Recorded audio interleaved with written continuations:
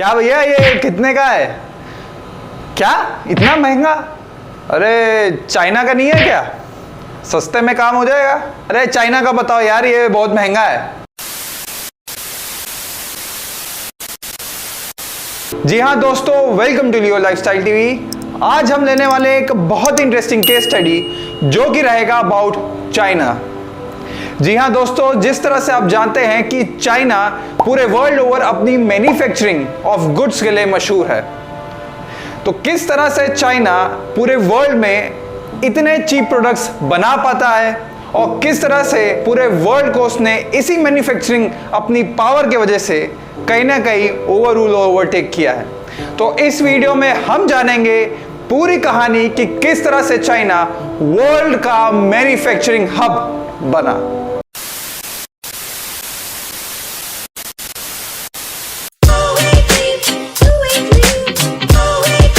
जी हाँ दोस्तों, हम डिस्कस करने वाले हैं 8 points about how China became the world manufacturing hub.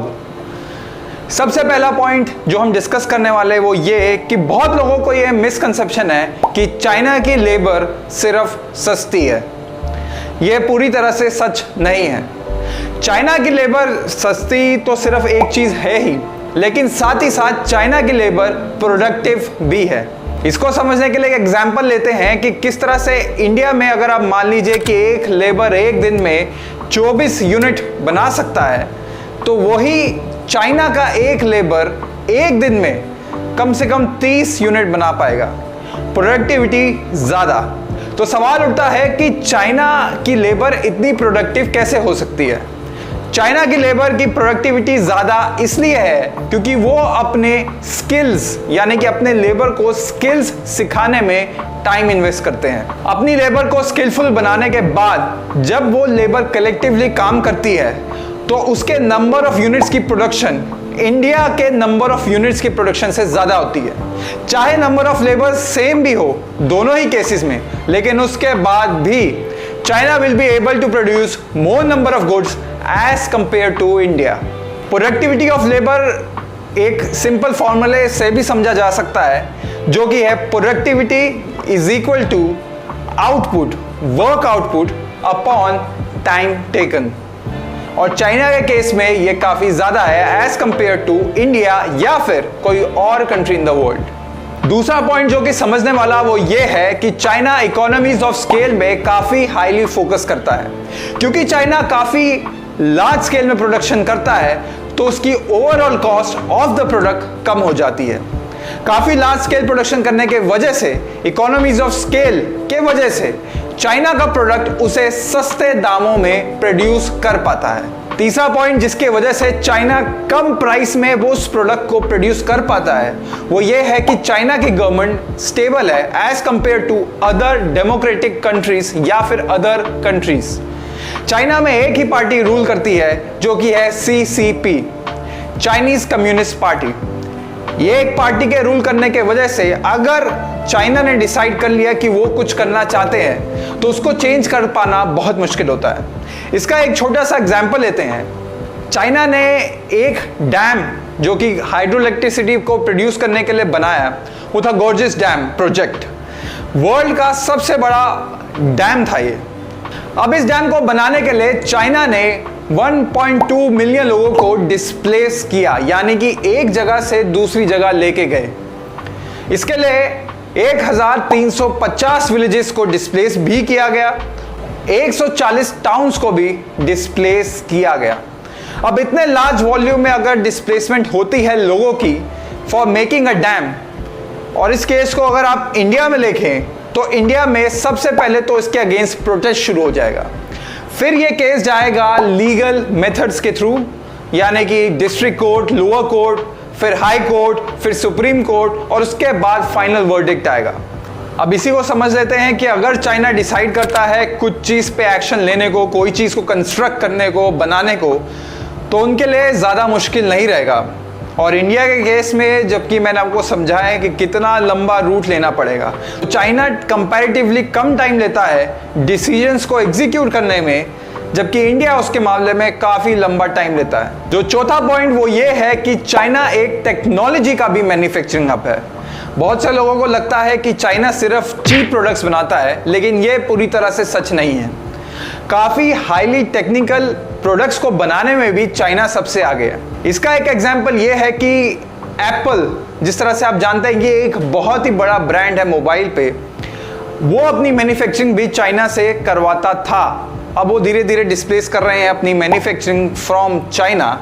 तो एक बहुत ही मेजर रीजन जिसके वजह से एप्पल ने अपना डिसाइड किया था प्रोडक्शन करने को चाइना में, वो सिर्फ ये नहीं था कि वो चीप और सस्ता पड़ रहा था उनको पूरा प्रोडक्शन, लेकिन साथ ही साथ एक चीज और जो कि बहुत इंपॉर्टेंट डिसीजन फैक्टर था, और वो फैक्टर था कि China was able to produce different variations. उनकी प्रोडक्शन में इतनी फ्लेक्सिबिलिटी थी कि वो जल्द से जल्द कोई भी चेंजेस अगर हो तो वो उसको भी प्रोडक्शन में ला सकती थी और जल्द से जल्द प्रोड्यूस कर सकती थी। ये एक बेनिफिट जो कि बाकी कंट्रीज के प्रोडक्शन सस्ता होने के बावजूद वो ये बेनिफिट एप्पल को नहीं प्रोवाइड कर पा रहे थे, जो कि चाइना कर पा रहा था। जो पांचवा रीजन जिसके वजह से चाइना सस्ते में अपने प्रोडक्ट्स को दे पाता है वो ये है कि वो अपनी करेंसी को पेग कर पाता है। लेकिन आज की डेट में अगर देखा जाए तो चाइना की करेंसी स्टैटिक नहीं है, लेकिन इसको मैं समझाता हूं आपको इस तरह से। 2005 में चाइना की करेंसी की वैल्यू जो कि 8.75 इज इक्वल टू 1 USD थी, वहीं 2008 में उसकी वैल्यू 6.83 युआन पर USD हो गई। अब अगर आज की डेट पे देखा जाए तो करेंसी का फ्लक्चुएशन 2% तक गवर्नमेंट ने अलाउ किया है, जिसकी वैल्यू USD के खिलाफ डेली डिसाइड होगी। इसका मतलब यह है कि अब वैल्यू कुछ भी हो सकती है डेली, लेकिन ये जनरली 2% से ही फ्लक्चुएट करती है, और इस पे चाइनीज गवर्नमेंट की असली नजर है। इस वजह से जो बाहर के लोग हैं वो अपनी करेंसी से चाइना में ज्यादा कुछ खरीद सकते हैं। जो 1 USD से वो खरीद सकते थे बाकी कंट्रीज में एक गुड, अगर उसी को हम लेते हैं चाइना के केस में, तो वो 1 USD से चाइना में 2, 3, 4 या काफी नंबर ऑफ ज्यादा गुड्स खरीद सकते हैं। इस वजह से चाइना का एक्सपोर्ट्स भी सर्च करता है, ऊपर बढ़ता है। इस करेंसी पेगिंग का फायदा चाइना को काफी हुआ, क्योंकि एक्सचेंज रेट को अगर वो सेम रखते हैं तो कहीं ना कहीं उस पर रिस्क भी रिड्यूस होता है। छठा रीजन जिसके वजह से चाइना एक मैन्युफैक्चरिंग हब बना वो ये भी था कि वो लार्ज मैन्युफैक्चरिंग पार्क्स बनाते थे। फॉर एग्जांपल लेते हैं, कोई भी एक प्रोडक्ट को बनाने के लिए उसके कई कंपोनेंट्स की जरूरत होती है, और उन्हीं कंपोनेंट्स की मैन्युफैक्चरिंग वो नियर बाय उसी प्राइम प्रोडक्ट के लोकेशन के रखते थे। सिंपल टर्म्स में कहा जाए तो geographical distance of the component manufacturing and the primary product manufacturing काफी कम होता था। तो एक प्राइमरी प्रोडक्ट को बनाने के लिए जो उसके कंपोनेंट्स होते हैं वो जल्दी से जल्दी पहुंच पाते थे, और इस तरह से कंपोनेंट्स जल्दी भी बन पाता था और एट द लोअर कॉस्ट। सातवां रीजन ये भी है कि चाइना का लॉजिस्टिकल कॉस्ट पे काफी ध्यान है। आपने वन बेल्ट इनिशिएटिव का नाम अक्सर सुना होगा। ये वन बेल्ट इनिशिएटिव के थ्रू चाइना यही कोशिश कर रहा है कि उसकी लॉजिस्टिकल कॉस्ट कम हो जाए। इसके लिए वो कई कंट्रीज के पोर्ट्स भी खरीद रहा है। फॉर एग्जांपल श्रीलंका का उन्होंने पोर्ट खरीदा, अफ्रीका के कई पोर्ट्स खरीदे, और भी कई जगहों के उन्होंने पोर्ट्स खरीदे। रोड्स पर कंस्ट्रक्ट कर रहा है अक्रॉस द कंट्रीज, ताकि वो जल्द से जल्द पहुंच पाए। इस लॉजिस्टिकल कॉस्ट को डिक्रीज करने की वजह से चाइना को काफी हाई मेजर बेनिफिट पहुंचता है उसकी लॉजिस्टिकल कॉस्ट को रिड्यूस करने के लिए। लॉजिस्टिकल कॉस्ट को एक तरीके से और रिड्यूस किया है कि वो अपने पोर्ट्स को काफी हाईटेक भी रखते हैं, और जो रोड्स जहां से प्रोडक्ट को लेके वो पोर्ट्स तक जाते हैं उसके लिए भी उनका इंफ्रास्ट्रक्चर काफी बेहतर है as compare to other countries. World के बिजिएस्ट पोर्ट्स में अगर आप देखें तो चाइना का पोर्ट सबसे ऊपर आता है, और काफी हाईली टेक्नोलॉजिकल पोर्ट्स होने के वजह से उनका टाइम रिड्यूस होता है किसी भी सामान को अपनी कंट्री से कहीं और पहुंचाने में। आठवां और एक इंपॉर्टेंट पॉइंट वो ये है कि चाइना के अंदर IPR की कमी है। कहने का मतलब है इंटेलेक्चुअल प्रॉपर्टी राइट्स वहां पे कम है। इस वजह से वो वहां पे डुप्लीकेट प्रोडक्ट्स काफी बना देते हैं। चाइना में अपने आप में कई फ्ली मार्केट्स हैं, जिसके थ्रू वो अपने प्रोडक्शंस को उन फ्ली मार्केट्स में बेचते हैं। आप मान सकते हैं वो किस तरह से प्राइम प्रोडक्ट्स का डुप्लीकेट्स बना के, खासकर उन लोगों के लिए जो कि प्राइम प्रोडक्ट्स को अफोर्ड नहीं कर पाते लेकिन उनको प्राइम प्रोडक्ट्स लेने की चाह ज़रूर होती है, तो उसको एट चीपर रेट्स बना के बेचते हैं। टोयोटा चाहे कोई भी गाड़ी निकाल ले, लेकिन चाइना की नज़र उस पर ज़रूर रहती है क्योंकि वो बाद में उन्हीं के सिंपल डुप्लीकेट्स बना पाता है। कई फेमस ब्रांड्स जिनके चाइना डुप्लीकेट्स बना सकता है, उनमें से कुछ ब्रांड्स आपको मैं बताऊंगा तो आप ज़रूर शॉक हो जाएंगे। लेवाइस उसमें से एक ब्रांड है, जिलेट उसमें से ब्रांड है, रे बैंड्स उसके डुप्लीकेट्स भी बना सकता है। तो चाइना इजीली डुप्लीकेट्स भी बना सकता है at a lower cost. Bharat को मैन्युफैक्चरिंग हब अगर वर्ल्ड का बनना है तो उसके लिए भारत को भी कुछ अहम कदम उठाने पड़ेंगे, जिसमें से एक है बेसिक इंफ्रास्ट्रक्चर का दे पाना, यानी कि इलेक्ट्रिसिटी जैसे बेसिक चीज़। चाइना में जहां पे 24 घंटे इलेक्ट्रिसिटी मिलती है और वहीं पे अगर आप इंडिया को देखते हो तो यहाँ पे इलेक्ट्रिसिटी मिलना ही अपने आप में एक बहुत बड़ी चैलेंज है। दूसरा पॉइंट जो भारत कर सकता है वो ये है कि भारत को भी कोर कंपोनेंट्स पार्क्स डिजाइन करने चाहिए। कोर कंपोनेंट के साथ साथ उसके एंसेलरीज या फिर उसके कंपोनेंट्स को आसपास उनके मैन्युफैक्चरिंग को भी रखना जरूरी है। इससे भी geographical distance between the primary product और एंसेलरीज का डिस्टेंस भी कम हो जाएगा, जिससे कि कॉस्ट ऑफ प्राइमरी प्रोडक्ट कम हो जाएगा। एक पॉइंट और जो कि इंडिया कर सकती है वो ये कि अपने कंप्लायंसेस के बर्डन को कम करे, जिसके वजह से इजीली लोग बिजनेसेस में एंटर कर पाए।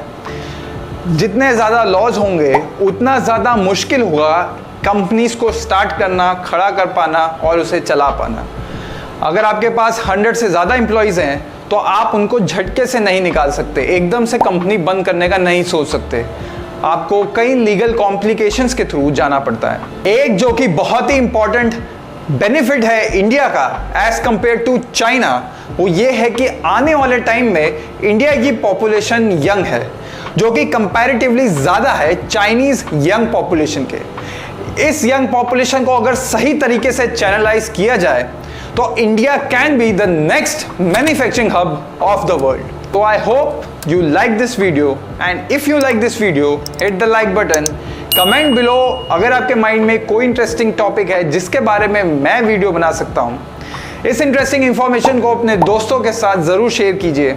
सो until next time, stay healthy, stay fit, stay Leo lifestyle.